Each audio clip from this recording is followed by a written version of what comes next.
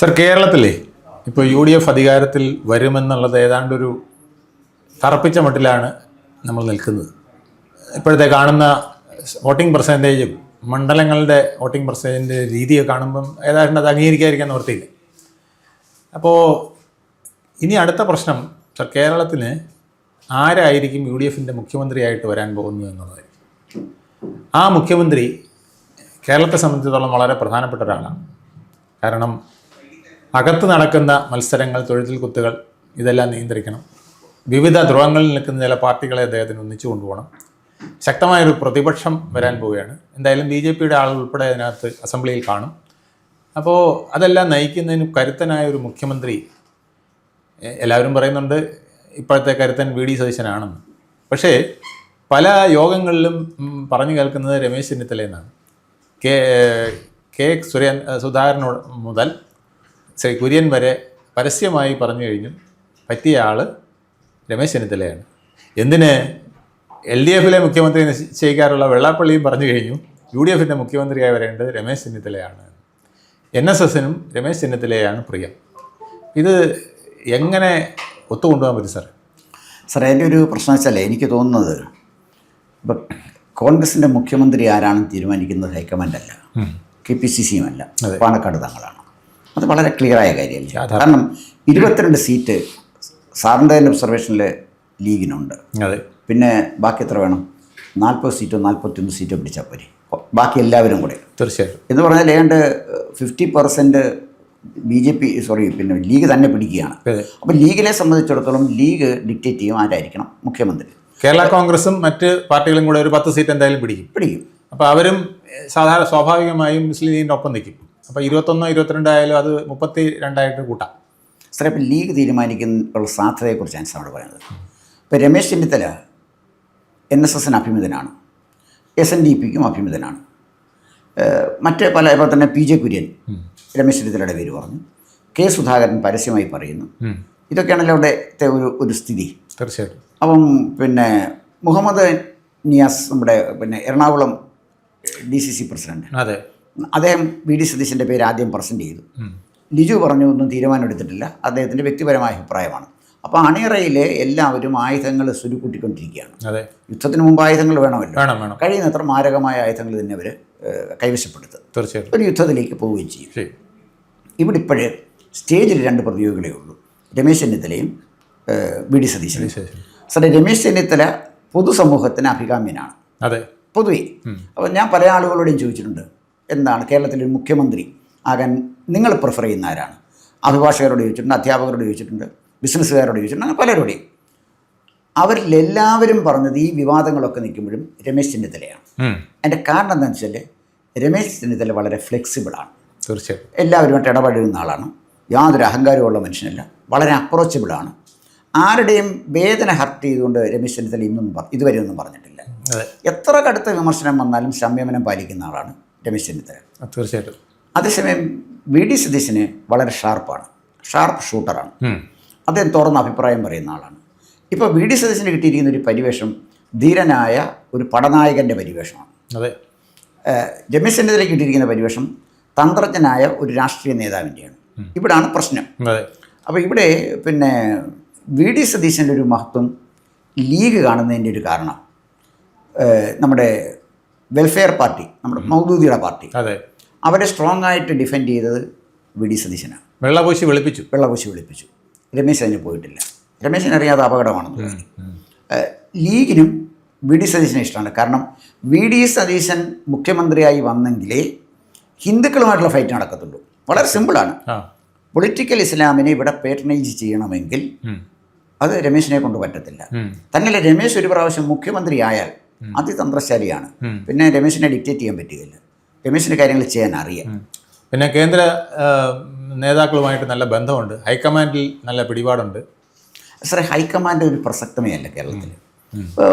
പിന്നെ പ്രിയങ്ക വന്നു, രാഹുൽ വന്നു, സാറൊന്ന് നിരീക്ഷിച്ചറിയാം, ഒരു ചലനവും ഉണ്ടാക്കിയില്ല.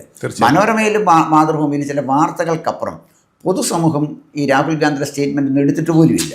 ഗൗരവമായിട്ട് അവരെടുത്തിട്ടില്ല. പ്രിയങ്ക ഗാന്ധി വന്ന് എന്തോ പറഞ്ഞു പോയി. പ്രിയങ്ക ഗാന്ധി പിന്നെ ഇന്ദിരാഗാന്ധിയോട് ഇരിക്കുന്നുണ്ട്, സുന്ദരിയായതുകൊണ്ടും ഒരു ഫിലിം സ്റ്റാറിൻ്റെ ലുക്കൊക്കെ ഉള്ളതുകൊണ്ടും അവർ പോയാൽ ആളുകളൊക്കെ വന്ന് കാണും. പിന്നെ രാഹുൽ ഗാന്ധിക്ക് ഒരു സെലിബ്രിറ്ററി ആണല്ലോ രാഹുൽ ഗാന്ധി, അത് വന്ന് കാണാൻ. അതിനപ്പുറത്ത് ഹൈക്കമാൻഡ് ഇല്ല സാർ, ഇവിടെ ഹൈക്കമാൻഡിൽ ഒരു തീരുമാനമില്ല. ഞാൻ കുറച്ച് ദിവസങ്ങൾക്ക് മുമ്പ്, ഒരു 2-3 ആഴ്ചയ്ക്ക് മുമ്പ്, ഇലക്ഷന് തൊട്ട് മുമ്പാണ്, ഞാൻ ശ്രീ NK പ്രേമചന്ദ്രനുമായിട്ടൊരു അഭിമുഖം ഉണ്ടായിരുന്നു. ഞാൻ അദ്ദേഹത്തോട് ചോദിച്ചു, ഇപ്പോൾ കോൺഗ്രസ് വരുമ്പോൾ ആരായിരിക്കും കോൺഗ്രസിൻ്റെ മുഖ്യമന്ത്രി? അദ്ദേഹം പറഞ്ഞത് ഹൈക്കമാൻഡ് തീരുമാനിക്കും. വളരെ തന്ത്രപൂർവ്വമുള്ള ഒരു ആൻസറാണ്. കാരണം ഈ ഫൈറ്റിൽ VD സതീശനും രമേശ് ചെന്നിത്തലയുള്ള ഫൈറ്റിൽ RSP കക്ഷി ചേരുന്നില്ല. അപ്പോൾ ആരും ആയിക്കോട്ടെ, കോൺഗ്രസ് ഹൈക്കമാൻഡ് തീരുമാനിക്കട്ടെ. കോൺഗ്രസ് ഹൈക്കമാൻഡ് എന്ന് പറഞ്ഞാൽ KC വേണുഗോപാലാണ്, അല്ല രാഹുൽ ഗാന്ധി അല്ല കോൺഗ്രസ് ഹൈക്കമാൻഡ്. അപ്പം KC വേണുഗോപാൽ ആരെയാണ് പ്രിഫർ ചെയ്യുന്നത്? രമേശ് ചെന്നിത്തലയാണോ VD സതീശനെയാണോ? അപ്പോൾ സ്വാഭാവികമായി സാറൊന്ന് ആലോചിച്ച് നോക്കിക്കട്ടെ, KC വേണുഗോപാലിനേക്കാൾ സീനിയറാണ് രമേശ് ചെന്നിത്തല. തീർച്ചയായിട്ടും ഇന്ത്യയിലെ എല്ലാ കോൺഗ്രസ് നേതാക്കന്മാരുമായിട്ടും KCയേക്കാൾ അടുത്ത വ്യക്തിബന്ധം പുലർത്തുന്ന ആളാണ് രമേശ് ചെന്നിത്തല. പിന്നെ നല്ല പെരുമാറ്റമാണ്, ആളുകളെ വശീകരിക്കാനുള്ള കഴിവുള്ള ആളാണ്. അങ്ങനെ ഒരു മുഖ്യമന്ത്രിയെ തൻ്റെ പ്രതിയോഗിയായി കാണുന്ന KC വേണുഗോപാൽ പ്രിഫർ ചെയ്യുമോ?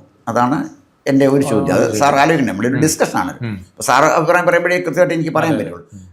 ആദ്യം ഞാൻ സൂചിപ്പിച്ച പോലെ ഈ പൊളിറ്റിക്കൽ ഇസ്ലാമിൻ്റെ അജണ്ട പേർണൈസ് ചെയ്യാൻ സതീശനെ പറ്റുള്ളൂ. അപ്പോൾ സതീശനെ മുന്നേ നിർത്തി അവർ ഫൈറ്റ് ചെയ്യുമ്പോൾ പൊളിറ്റിക്കൽ ഇസ്ലാം പ്ലസ് ഇവിടുത്തെ മുഖ്യമന്ത്രിയും കൂടെ ഉണ്ടെങ്കിൽ അവർക്ക് അവരുടെ അജണ്ട നടപ്പിലാക്കാം.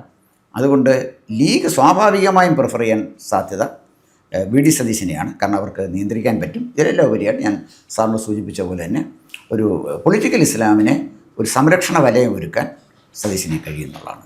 സാർ ഈ പറഞ്ഞ പോയിന്റ് വളരെ അർത്ഥവത്താണ്, ഒരുപാട് വ്യാപ്തിയുള്ളതാണ്.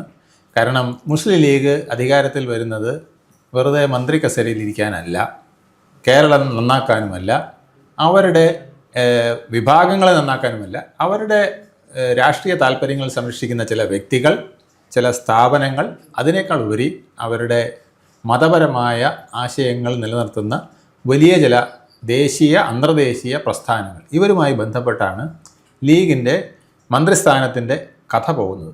അപ്പോൾ തീർച്ചയായിട്ടും ലീഗിന് ഇപ്പം തന്നെ അവർ ഉപമുഖ്യമന്ത്രി വേണമെന്ന് പറഞ്ഞില്ല, വേണം വേണ്ട നിങ്ങൾ തീരുമാനിച്ചോ എന്നുള്ള മട്ടിൽ പറഞ്ഞു. അതിൻ്റെ അർത്ഥം തന്നില്ലെങ്കിൽ പിന്നെ ബാക്കി നമുക്ക് നോക്കാമെന്നുള്ളതാണ്. അപ്പോൾ ലീഗിന് ഉപമുഖ്യമന്ത്രി ഉണ്ടാവും.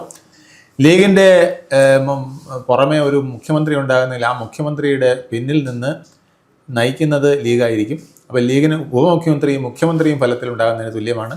പല വകുപ്പുകളുടെയും മന്ത്രിമാർ ലീഗിൻ്റേതായിരിക്കും. കോൺഗ്രസിൻ്റെ മന്ത്രിമാർ തന്നെ ലീഗായിട്ട് ആക്ട് ചെയ്യും. വണ്ടൂരിൽ നിന്ന് ജയിച്ച അനിൽകുമാർ ഉൾപ്പെടെ, കൽപ്പറ്റയിൽ നിന്ന് ജയിക്കാൻ പോകുന്ന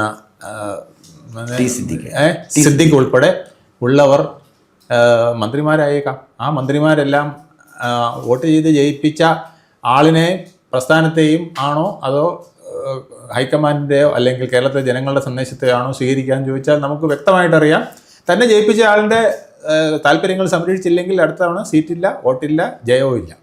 അപ്പോൾ അവർ ഭാവിയെ കാണുന്നത് അങ്ങനെയാണ്. അപ്പോൾ തീർച്ചയായിട്ടും സാർ പറഞ്ഞ പോലെ ഒരു വല്ലാത്ത പ്രതിസന്ധിയുണ്ട്. ആ പ്രതിസന്ധിയിൽ അവസാനം ഹൈക്കമാൻഡിൻ്റേതായ തീരുമാനം പോകുന്നത് പാണക്കാട് നിന്നായിരിക്കും. അപ്പോൾ അത് VD സതീശന് അനുകൂലമായിരിക്കും. പിന്നെ തർക്കം ഒരുപാട് മൂത്താൽ പണ്ട് കുരങ്ങച്ചൻ പറഞ്ഞ പോലെ ഞാൻ അപ്പം പങ്കുവെക്കാമെന്ന് പറഞ്ഞിട്ട് അപ്പുറവും ഇപ്പുറവും പങ്കുവെച്ചിട്ട് ഇത് രണ്ടും മുറിച്ചപ്പോൾ ചെറുതായിപ്പോയി, അത് ഞാൻ തിന്നാമെന്ന് പറഞ്ഞ് KC വേണുഗോപാൽ വന്ന് തിന്നിട്ട് പോകുമോ എന്നും സംശയമുണ്ട്. സാർ പറഞ്ഞ വലിയ സാധ്യതയുള്ള കാര്യമാണ്. അവസാന നിമിഷം അതിന് വലിയൊരു സാധ്യതയുണ്ട്. കാരണം ഇവർ തമ്മിലുള്ള ഫൈറ്റ് മൂത്തെങ്കിലേ KCക്ക് ഒരു എൻട്രി പോയിന്റ് കിട്ടത്തുള്ളൂ, റോൾ കിട്ടത്തുള്ളൂ. അതുകൊണ്ട് അത് വരാം. സാർ മറ്റൊരു കാര്യം കൂടി ശ്രദ്ധിക്കണം. നമ്മൾ രാഷ്ട്രീയത്തിൽ പറയാറുണ്ടോ ശത്രുവിൻ്റെ ശത്രു മിത്രമാണെന്ന്. VD സതീശൻ്റെ ഏറ്റവും വലിയ VD സതീശനെ വിമർശിച്ചിട്ടുള്ളവരാണ് സാർ വെള്ളാപ്പള്ളി നടേശനാണ്. അതെ. മുസ്ലിം ലീഗിൻ്റെ ഏറ്റവും വലിയ ശത്രുവാരാണ്? അതും വെള്ളാപ്പള്ളി നടേശൻ. അപ്പം വെള്ളാപ്പള്ളി നടേശനെ ഒതുക്കാൻ ലീഗിൻ്റെ പക മനസ്സിൽ തന്നെ ഇരിക്കുകയാണ്. തീർച്ചയായിട്ടും. അല്ലെങ്കിൽ വെള്ളാപ്പള്ളി നടേശൻ്റെ പ്രാധാന്യം കുറയ്ക്കാൻ അദ്ദേഹമായിട്ടൊരു ഫൈറ്റ് വേണ്ടി വന്നാൽ ലീഗിൻ്റെ ഭാഗത്തുനിന്ന് അദ്ദേഹമായിട്ട് ഫൈറ്റ് നടത്താൻ പറ്റുന്നത് VD സതീശനാണ്. രമേശ് അതിന് വഴങ്ങത്തില്ല. അതാണ് ഒരു പ്രധാനപ്പെട്ട കാര്യം. രണ്ട്, സാർ സൂചിപ്പിച്ച പോലെ ലീഗ് മുഖ്യമന്ത്രിയെ മാത്രമല്ല തീരുമാനിക്കുന്നത്, മന്ത്രിമാരെയും ലീഗ് തീരുമാനിക്കും. തീർച്ചയായിട്ടും ഇതൊരു ലീഗ് മന്ത്രിസഭയല്ല. അനിൽകുമാർ ലീഗിൻ്റെ മന്ത്രിയാണ്. T സിദ്ദിഖ് ലീഗിൻ്റെ മന്ത്രിയാണ്. അങ്ങനെ പല ആളുകളെയും ലീഗ് നോർത്തിൽ നിന്ന് വരുന്ന എല്ലാവരും ഏതാണ്ട് എറണാകുളം വരെ ഉള്ള കോൺഗ്രസിൻ്റെ മന്ത്രിമാർ ലീഗിൻ്റേതായിരിക്കും. കോട്ടയം, ഇടുക്കി, പത്തനംതിട്ട തുടങ്ങിയവിടത്തു നിന്ന് വരുന്ന, തിരുവനന്തപുരത്ത് പിന്നെ ലാറ്റിൻ ക്രിസ്ത്യൻ്റെ വോട്ട് വാങ്ങിച്ച് വരുന്നവരെല്ലാം ഉൾപ്പെടെ ക്രിസ്ത്യൻ സഭകളുടെ മന്ത്രിമാരും ആയിരിക്കും. അപ്പോൾ അങ്ങനെ ഈ CPI CPM മന്ത്രിമാർ പ്രധാനമായി LDFിൽ വരുന്നത് പോലെ ഇവിടെ ലീഗ് മന്ത്രിമാരും രണ്ടാമത് ക്രിസ്ത്യൻ മന്ത്രിമാരും ക്രിസ്ത്യൻ സഭയുടെ മന്ത്രിമാരുമായിരിക്കും ഇരിക്കുക. ആ ഒരു ഭരണം നമുക്കിനി രണ്ട് സാമുദായിക ആശയങ്ങളുടെ ഭരണമായിട്ട് നമ്മൾ കാണേണ്ടി വരും. അതൊരു ശ്രേണി സംശയിക്കേണ്ട. കാരണം ഈ ആറന്മുള കോൺസ്റ്റിറ്റ്യുവൻസിയിൽ അവിൻ വർഗിയും വീണ ജോർജുമായിട്ടാണ് മത്സരം. അതെ. അവിടുത്തെ ഒരു പുരോഹിത ശ്രേഷ്ഠൻ ഇറക്കിയ ഒരു സ്റ്റേറ്റ്മെൻറ്റിൽ പറഞ്ഞത് രണ്ടുപേരും നമ്മുടെ സഭയുടെ ആളുകളാണ്, അവരാര് ജയിച്ചാലും നമുക്ക് ഗുണമാണ് എന്ന് പറഞ്ഞാൽ അവരുടെ ആഗ്രഹം മൂന്നാമത്തെ ആൾ തോക്കണം എന്നാണല്ലോ. അതാണ് കുമ്മനം രാജശേഖരൻ. അതെ. അപ്പം ഇതൊക്കെ ഒരു ദിവസം കൊണ്ടല്ല ആളുകളുടെ ആറ്റിറ്റ്യൂഡ് ചേഞ്ച് ഉണ്ടാകുന്നത്. പിന്നെ പൂഞ്ഞാറിൽ PC ജോർജും പറഞ്ഞ അതാണ്. കാഞ്ഞിരപ്പള്ളി ബിഷപ്പ് അദ്ദേഹത്തിനെതിരായിട്ട് വോട്ട് ചെയ്യണമെന്ന് പറഞ്ഞിരിക്കുന്നു. അതിനെന്ത് കാര്യം? വേറെ ചിലർക്ക് വോട്ട് ചെയ്യാനായിട്ട് UDFന് വോട്ട് ചെയ്യാനായിട്ട് പറയുന്നു. അങ്ങനെ പരസ്യമായിട്ടൊരു മെത്രാന് പറയാൻ എന്ത് കാര്യം എന്ന് അദ്ദേഹം ചോദിച്ചിരിക്കുന്നു. കാര്യമുണ്ട്. അടുത്ത മന്ത്രിസഭയിൽ ഞങ്ങൾ പറയുന്ന കാര്യങ്ങൾ ചെയ്യണമെങ്കിൽ ഞങ്ങൾ പറയുന്ന ആളെ ജയിപ്പിച്ചവിടെ കൊണ്ടുവരണം. അപ്പോൾ ചുരുക്കി പറഞ്ഞാൽ UDFൻ്റെ മന്ത്രിസഭ എന്ന് പറയുന്നത് പാണക്കാട്ട് നിന്ന് മുസ്ലിം ലീഗിൻ്റെ നേതൃത്വത്തിൽ നയിക്കുന്നതും വിവിധ എറണാകുളം മുതൽ ഇങ്ങോട്ട് വരുന്ന വിവിധ മെത്രാന്മാരുടെ അരമനയിൽ നിന്ന് നയിക്കുന്നതുമായ ഒരു മന്ത്രിസഭയായിരിക്കും എന്നുള്ളതാണ് ഞാൻ മനസ്സിലാക്കുന്നത്. അത് കേരളത്തിന് എത്രത്തോളം ഗുണം ചെയ്യാനൊക്കുമെന്നുള്ളതിനേക്കാൾ എത്രത്തോളം ദൂഷ്യം ചെയ്യുമെന്നുള്ളത് നമ്മൾ കണ്ടറിയണം. വർഗീയ സമവാക്യങ്ങളൊക്കെ പലപ്പോഴും നിയന്ത്രിച്ചുകൊണ്ട് പോകുന്ന ഒരു ശൈലി നമ്മൾ കണ്ടിട്ടുണ്ട്. അത് LDF വന്നാലും UDF വന്നാലും അങ്ങനെ കൊണ്ടുപോകുന്ന ഒരു ശൈലി കണ്ടിട്ടുണ്ട്. ഇനി അത് ഉണ്ടാവില്ല എന്നുള്ളതാണോ എന്നുള്ളതാണ് എന്നെ ആശങ്കപ്പെടുത്തുന്ന കാര്യം. വെള്ളാപ്പള്ളിക്കെതിരെ സുകുമാരൻ നായർക്കെതിരെയൊക്കെ പരസ്യമായി പോരണോ അല്ലെങ്കിൽ രഹസ്യമായി പോരണോ രഹസ്യമായി വെട്ടാനോ വന്നാലത്തെ അവസ്ഥ എന്തായിരിക്കും സാർ? അല്ല, അത് മനസ്സിലായി. അതിനകത്തേക്ക് വന്നേ പറ്റത്തുള്ളൂ. മെത്രാന്മാരുടെ മന്ത്രി വരും, കപ്പ്യാരുടെ മന്ത്രി വരും, മുല്ലാക്കായുടെ മന്ത്രി വരും, ലീഗിൻ്റെ മന്ത്രി വരും, മുക്രിയുടെ മന്ത്രി വരും. മന്ത്രി അങ്ങനെയൊക്കെ തന്നെ വരത്തുള്ളൂ. അത്രയേ ഉള്ളൂ. അപ്പം പണ്ടൊരിക്കൽ പിന്നെ 5ാം മന്ത്രി എടുത്തപ്പോൾ പിന്നെ ആര്യാടൻ മുഹമ്മദ് പറഞ്ഞു ഉമ്മൻചാണ്ടി കേരളത്തിലെ അവസാനത്തെ കോൺഗ്രസ് മുഖ്യമന്ത്രിയാണ്.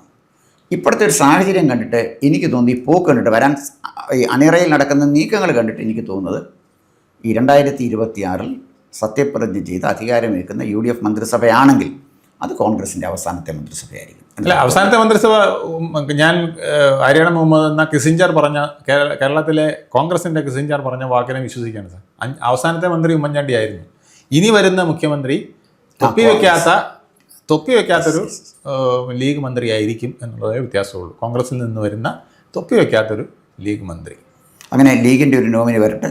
നമ്മുടെ രാജ്യത്ത് പിന്നെ ഈ നമ്മുടെ ലീഗും അതുപോലെ തന്നെ മൗദൂദിയുടെ ജമാഅത്തെ ഇസ്ലാമിയും പിന്നെ മുല്ലാക്കന്മാരുടെ മറ്റ് കൊച്ചു കൊച്ചു പിന്നെ പാർട്ടികളുടെയും പിന്നെ നമ്മുടെ കത്തനാരന്മാരുടെ കപ്പ്യാരന്മാരുടെ മതമേലധ്യക്ഷന്മാരുടെ അവരുടെ മന്ത്രിമാരുടെ വന്ന് നമ്മുടെ രാജ്യത്ത് മതേതരത്വം സ്ഥാപിക്കട്ടെ, ഒരു മത സൗഹൃദ രാജ്യമായി ഒരു സ്വർഗമായി കേരളം മാറട്ടെ എന്ന ഇത് പോക്ക് കണ്ടിട്ട് നമുക്ക് പ്രാർത്ഥിക്കാനൊക്കെ ഉള്ളൂ. വേറെ ഒരു പ്രാർത്ഥനയുമുണ്ടെന്ന് എനിക്ക് തോന്നുന്നില്ല. തീർച്ചയായിട്ടും.